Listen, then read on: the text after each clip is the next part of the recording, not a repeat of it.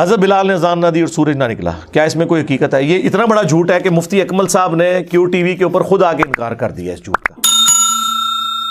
انہوں نے کہا یہ کہانی ہے، وہ قوالی کی وجہ سے مشہور ہوگی کہ حضرت بلال اذان نہیں دیں گے تو سورج نہیں نکلے گا. اندازہ کریں آپ، یعنی اتنا بڑا جھوٹ، جبکہ ہمیں بخاری مسلم میں بالکل الٹ ملتا ہے اس کے. بخاری مسلم دونوں میں حدیث ہے، مسلم میں ذرا تفصیل کے ساتھ ہے، بخاری میں اس کا کچھ حصہ ہے.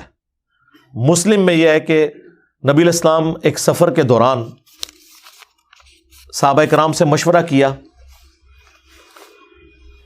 تو اکثریت کی رائے یہ تھی کہ رات کو آرام کرتے ہیں، فجر کے وقت نماز کے لیے اٹھ جائیں گے. نبی علیہ السلام کی خواہش یہ تھی کہ یہ سفر ہے، ہو سکتا ہے رات کو ہم سوئیں اور آنکھ نہ کھلے. اس زمانے میں کوئی الارم یا اس طرح کی چیزیں تو نہیں ہوتی تھی، تو نماز پڑھ کے ہی سوئیں. بہرحال حضور نے مشورہ مان لیا اور الٹیمیٹلی حضرت بلال کی ڈیوٹی لگی کہ وہ اپنی سواری پہ اونٹ پہ بیٹھ کے مشرق کی طرف دیکھیں گے. جب پو پھوٹے گی نا طلوع فجر کے لیے، ختم سیری والی پو جو سفیدی ہلکی سی نکلتی ہے، جو فجر کا وقت ختم ہونے کے بعد نکلتی ہے وہ زردی ہوتی ہے جو سورج نکل رہا ہوتا ہے. ایک فجر کا وقت داخل ہوتے وقت ہلکی سی سفیدی پھوٹتی ہے مشرق کی طرف، جسے صبح صادق کہتے ہیں، جبکہ وہ بالکل وائٹ اور بلیک ڈورا جو ہے وہ ممتاز ہو جاتا ہے. اس سے پہلے جو ہلکی سفیدی ہے اسے صبح کاذب کہتے ہیں، جھوٹی صبح، وہ صبح نہیں ہوتی. پھر وہ صبح صادق آتی ہے جسے ہم طلوع فجر کہتے ہیں یا ختم سحری. تو آگاہ کر دیں گے. لیکن اللہ کا کرنا کیا ہوا کہ حضرت بلال تھوڑی دیر تو وہ دیکھتے رہے، پھر انہیں بھی اونگ آنا شروع ہوگی اور وہ بھی سو گئے. مسلم شریف کے الفاظ ہیں سورج اتنا بلند ہوا تو نبی علیہ السلام کی آنکھ کھلی، پھر باقی لوگ کھڑے ہوئے اٹھ کے. سب سے پہلے تو حضور نے کہا اس جگہ کو چھوڑو، یعنی ظاہر ہے یہ ایک شیطان کا غلبہ ہوا ہے ادھر کہ سب کی نماز فجر کا وقت گزر گیا. پھر حضرت بلال سے پوچھا بھائی تیری ڈیوٹی لگائی تھی؟ ان کا یا رسول اللہ جس طرح آپ کو نیند آ گئی مجھے بھی آ گئی.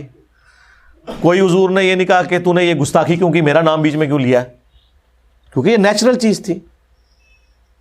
بعض حضور نے کہا یہاں سے اپنا سامان اٹھاؤ، پھر کسی اور جگہ پڑاؤ کیا.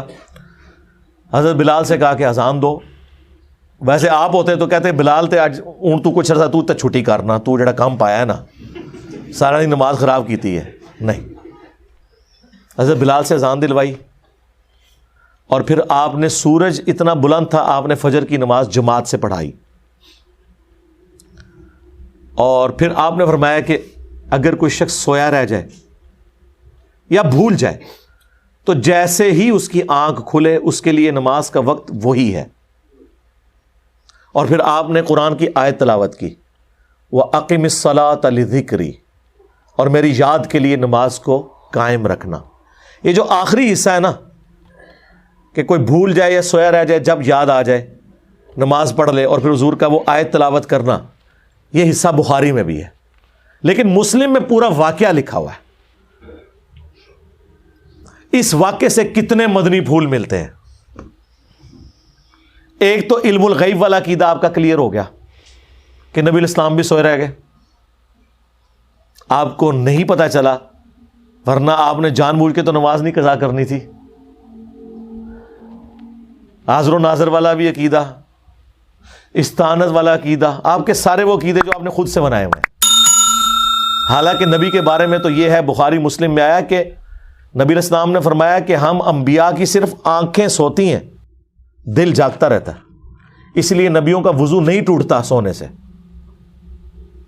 جو حضرت عائشہ کہتی ہیں اسی حدیث میں کہ حضور کے خراٹوں کی آواز میں نے سنی. نبی علیہ السلام بہت اونچے نہیں لیکن تھوڑے بہت تو خراٹے لیتے تھے جو سوتے وقت آواز آتی ہے.